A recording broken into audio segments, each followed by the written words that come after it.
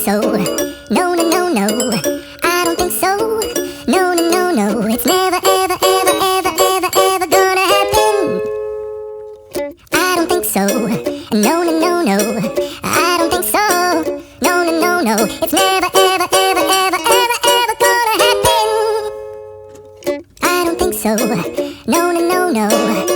Maybe someday you'll have it your way. Maybe someday it'll all work out.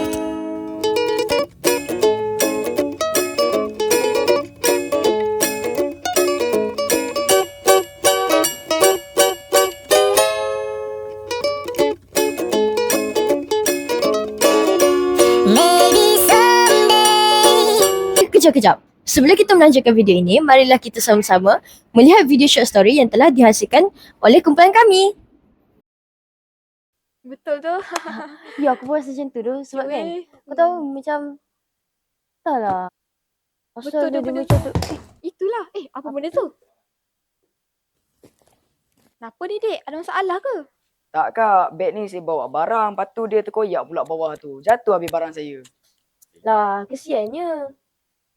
Tak apa, Dik. Kami boleh bantu adik untuk buat beg dan